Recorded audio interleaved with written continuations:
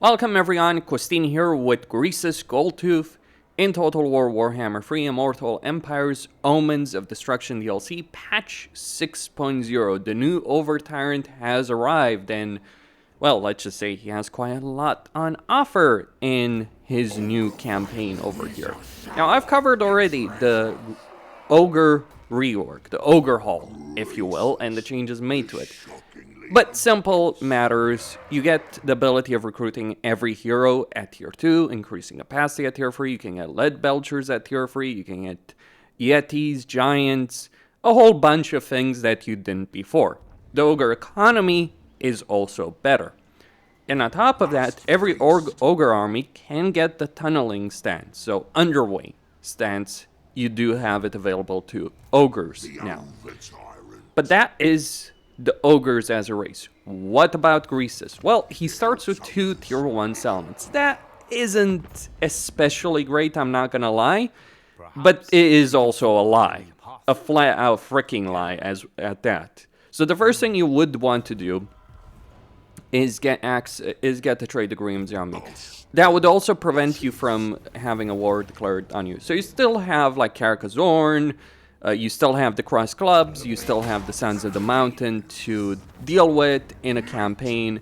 You start with some meat in Greasus' army, but really the true power that Greasus does have in a campaign does not relate to any of that. So he now has access to Tyrant's demands. And while you don't start with the camp, you do have the ability of getting 1, or even 2, on turn 1. So you have these Tyrant's demands. You can steal a random magical item or ancillary. You can cause attrition and disable campaign movement range to an enemy army. Take that, Grimgore. You can instantly replenish movement range of the target army. You can increase all unit ranks by 1. You can money launder by creating a building in a target settlement that siphons its income. So it will give you 50 income and then siphon 50% of the settlement's income. You probably don't want to use this too early on. All of this costs gold. You can generate 250 meat for an army. This is useful because 250 meat is what it takes to get an ogre camp. Now, you only start with 1 camp. You can increase the limit in 2, but there is a way to really make this incredibly powerful. You can bribe.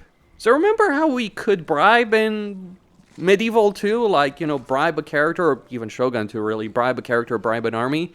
Well, we won't get the troops on our side, but we can disband all non-character units within the target army. So let's say you're about to fight Grimgore. Disband his entire army. He might still have the Wa army, so you can't disband that. Maybe you should. But you can remove basically all his regular units. And then you can purchase a target settlement. This is so freaking useful. I'm not even joking. There's so many campaigns, so many campaign situations where you might just want 1 settlement in a province, and it is really annoying to do so through regular diplomacy. No longer for Greasus. So what you'd want to do as Greasus over here on turn 1, it's kind of worth pointing out, you'd want to get the meat over here to be able to build a camp. No joke. So just build a camp, instantly build a camp. Right there, no problem. Then move Greasus to the maximum movement range over here. Set the camp over here in camp stance. So you get the raiding stance or you get in camp stance. So you get control, growth, all that. And then, because you have enough money for this, you can just instantly replenish his movement range and go for the Maw Gate. And here's a nice little thing. There is a camp over there that the Cross Clubs have, but Ogres also now have the Norska and Greenskin Confederation mechanic. So if you beat up the enemy army leader, like I am going to do over here, sack the settlement, because why not? Okay. There's only the garrison and him. Then you can forcefully confederate him. And you get 2 camps on turn freaking 1. Yes. And an entire province. Suffice to say, Greasus is freaking ridiculous. In a lot of freaking ways. It's not even funny. And now, with all of this, you can start recruiting Ogres with dual weapons. You can start recruiting Ogre Bulls. You can make a massive freaking army available very, very quickly in this particular campaign. And that is turn 1. But we're not finished. No, no, no. We are not finished with all of this. So that is just some of the power that Greasus does have. And then you can march over here to the south, deal with Gorst. Because chances are very high chance that you'll get the bounty from the Skaven to deal with Gorst. Like in all the campaign attempts I've had so far with Greasus, it has always happened. I'd probably recommend... I mean, it depends, right? Like, do you want to invest in the Maagate camp? Even though it's further away, but you could potentially get access to a Butcher, which would give you replenishment. You can also get a Bruiser already in this campaign, by the way. Or would you rather invest in this one over here? I think like it would just be sensible to invest in the Maagate camp right now. Even though I don't have the money for it at the moment, because I've spent all of it to achieve that level of success that I just did there. Maybe delay some repairs over here, right? We don't need repairs. And yeah, just get a Bruiser. So we get a hero. We already have another hero. Get these things. Get this Tide of Death rolling. Get the Ball of Death rolling over here in this particular campaign. As quickly as we possibly can. You know, just get some income. That would be nice. Get all of these buildings, you know, very quickly, increase local recruitment capacity, etc. And the reason it's useful to set up this camp is meat generation in this radius. So basically Greasus is going to generate extra meat over here.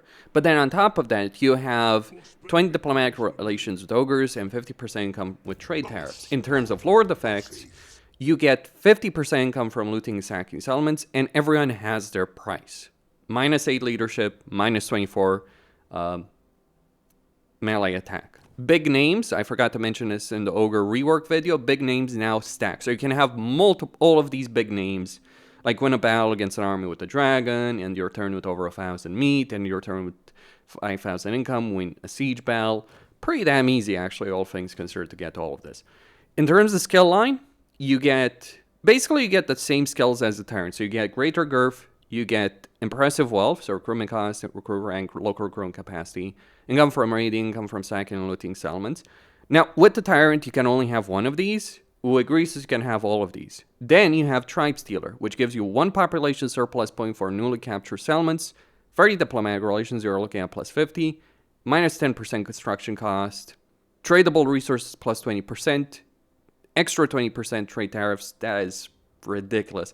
To give you some context, if you're playing High Elves, it would take many, many, many provinces and many buildings in regions and provinces to get to 70% trade tariffs. At least, you know, early game. Greasus just gets to level 12 and he can get up to 70% income from trade tariffs. And with the tradable resources, suffice to say, Greasus can generate a huge amount of income, at least early on in a campaign, but even long term through trade. 20% tradable resources is pretty damn significant. Then you get Cash Cascade, charge bonus, melee attack, leadership, gold, glorious gold, weapon damage, armor piercing, melee attack, speed, melee defense, vanguard deployment, camp limit +1, meat construction cost -10%, local recruitment duration -1 turns for large units, that does include ogres, 10% weapon strength for large units, lord and hero recruit rank, unlocks all hero recruitment in a local province, and 1 hero capacity to all heroes. That is pretty damn ridiculous in a campaign playing as Greasus. Like, just starting with the 4-region province with gold, with landmarks, is pretty damn ridiculous as well. We also have the I think this is a new one, if I'm not mistaken. So you get Bells of the Lizards, you get income, diplomatic relations, global recruitment duration, -1 turn, and global recruitment capacity faction-wide. So there's a lot of power with regards to Greasus. Say hello to the new Overtyrant. Goodbye to the Overtyrant, say hello to the new Overtyrant. Now, what you'd want to do after this point is like just start moving south. You could go deal with Karakazorn, you could go marching north. But here's the thing, from my point of view. Gorst is the bigger priority. The reason he's the bigger priority is if you let him build up, he's going to be a freaking nuisance to eliminate from there. And you kind of want to eliminate him, or you could let him fight Kugaf and try and make some diplomacy work. But beyond that particular aspect, with regards to... and there is a bug right now in the current version where like camps constantly switching to raiding stats for whatever reason. But with regards to... yeah, let's just get some pickback riders. And yeah, next turn 2, we can get the peace agreement with these guys. We can get the peace agreement with the dwarves if we want to. And just focus on the things that are actually important. Gorst. So, you becoming really powerful in one turn means that turn 2, a lot of these factions are going to be willing to negotiate with you. Now, what's interesting to note about ogres is you can still do a lot of confederations. Like, I could just march on the Sons in the Mountain and confederate them as well. Now, I'm losing some meat over here, because even though the camps do generate meat in a radius, it isn't not necessarily like... I think they do generate some meat, but it's not going to be a particularly great amount. Or actually, I think you may need a higher level or something like that. Regardless of that situation, we do want to march south. Like, the reason I say that, like, the reason I'm moving past these turns is I want to highlight something about Greasus' campaign. You may face a rebellion, by the way, in your initial province, though ogres do have a pretty solid level of control, so you shouldn't be worried too much about that. But you want to deal with Gorst, basically. Like, essentially. Like, get that growth sorted out right there. Then, you know, start getting all of this. And typically speaking, you will get one contract or another aimed at Gorst over here, very early on. And with all of the troops that I just recruited over here, dealing with him is actually going to be a freaking cakewalk of a situation in a campaign. Just recruit all these troops, recruit a lot of units, replace some of the Noblars. Seriously, replace the freaking Noblars. They're bloody useless. Like, Ogre Bulls versus Noblars, I know what I'm picking. But you can see, like, Nobly Gorge. You get the... like, you can always remove contracts if you want to. So, for instance, you know, oh, I got a contract against the Black Fortress. You can always get rid of one particular contract or another if you so decide. So right here, turn 3, got an entire freaking stack of troops. No problem whatsoever. And got a hero. And not just one hero. You know, once I get enough meat for all of this, I'm going to get another hero. I'm going to get all the heroes. I'm going to get a second army. You know, I have access to so much stuff over here. And what I'm really waiting for over here is, you know, Gorst to show up in Shambletown. Once he shows up in Shambletown, that's it, really. That is effectively it, with regards to all of that. You can also, you know, just build all of this kind of stuff. And you will usually get some Cafe and Caravan, so like, you know, the River Lords, you can go to war with their enemies and then turn around and just like, oh, let me declare war on you. And, you know, the cycle continues and all that kind of stuff, right? Basically. That is where true power lies in this particular campaign. So you can see that Gorst you can see that Gorst over there is moving towards that settlement. You can get a lot of trade agreements. So if we look at this, like 291, that kind of stuff, I would probably avoid getting entangled with some of these factions personally. But like, yeah, there's a lot of things you can like over here in this particular campaign very, very quickly. So yeah, Gorst did take his sweet freaking time over here in this particular campaign. And you can always, like, if you're struggling before a battle, so what Gorst is going to do, he's always going to do the same thing over and over again. He's going to take one settlement, then he's going to take another settlement, the exact same way, right? He's always going to take these two settlements, and you can always annihilate him in the exact same way in every single campaign that you are playing as Greasus. I mean, it was already something you could do before to some extent. Do I need, like, if you need a combat boost over here, sure. You can also be paid by the Skaven to, you know, obliterate Gorst, more ways than one. But it's really that particular contract, like, that's a lot of trade money. Let me say, getting 400, and it's not, like, the benefit that Greasus has with regards to trade agreements, like, yeah, he's not winning this. Like, if he had a bunch of zombies, maybe he'd win this.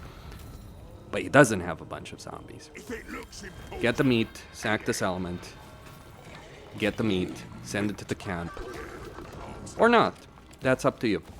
Right?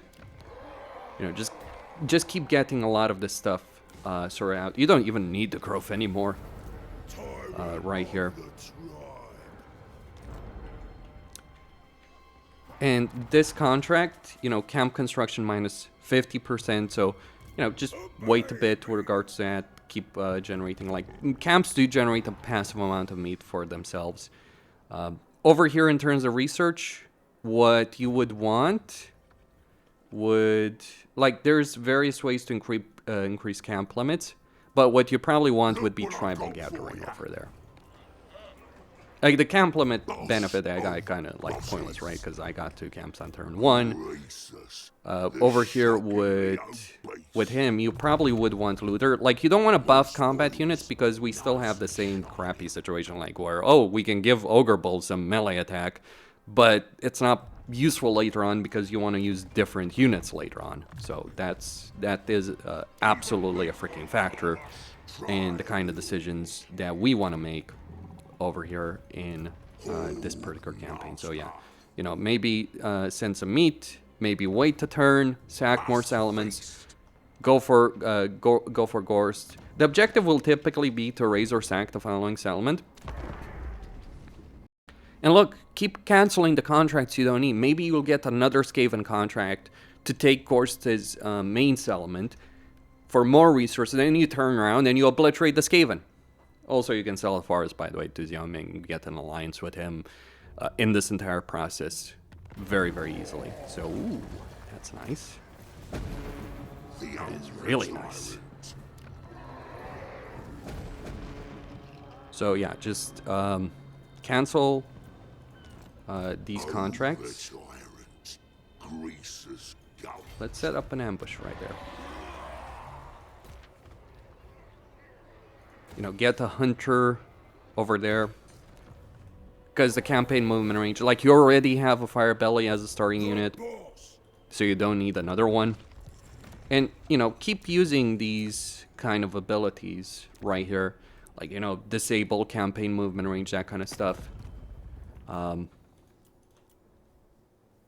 Get trade agreements if you want to. All those kind of great things that you have access to in a campaign. The power is absolutely freaking there with regards to it. Another thing you can also do, you can choose not to build that second camp that I did. Like, the one reason you might want to build it is, like, you know, meat generation radius, that kind of stuff might be useful in your campaign. But yeah, just take the Knobbly Gorge from Gorst. Ooh, ambush failed, but he did waste a movement range. So yeah, just keep like one of the things that's kind of annoying is like repeating contracts to be damn certain. But yeah, just take the settlement, sack it, and you can start building a second army. Like, keep in mind the amount of cash that I freaking have over here, right? Like, it is available. You can also, start setting up money laundering over here, or maybe on the Empire, because the Empire might be a better target for that. Eventually, if they get an income building, kind of depends, right? Is he gonna get an income building? Is he not gonna get an income building? Those kind of things. So right here, turn 7.